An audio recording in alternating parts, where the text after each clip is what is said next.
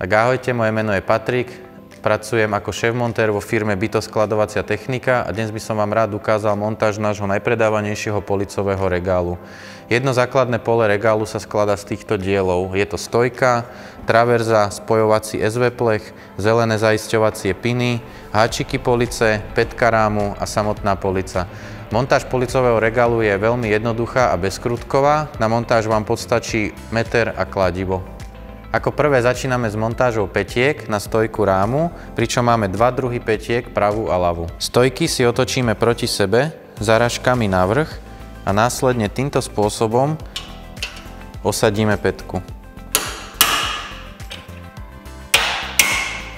Keď máme pätky stojok osadené, pokračujeme s osadením troch spojovacích SV plechov.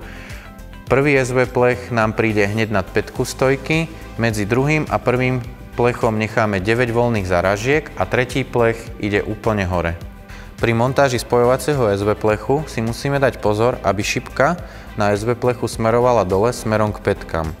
Na montáž plechu použijeme kladivo, pričom plech dobuchneme dole až na doraz a zaistíme zeleným zaisťovacím pinom na vrchu plechu na oboch stranách. Tým istým spôsobom pokračujeme aj pri montáži druhého rámu. Po zmontovaní rámov pokračujeme v osadení troch párov traverz. Tieto traverzy nám zároveň určujú aj výšku police.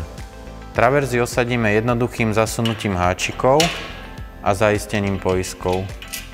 Keď máme traverzy na svojom mieste, pokračujeme osadením háčikov police, ktoré nám určujú výšku zvyšných políc. Pri osadení háčika si dávame pozor na to, aby bol háčik správne osadený na oboch stranách. Ako posledný krok osadíme police týmto spôsobom.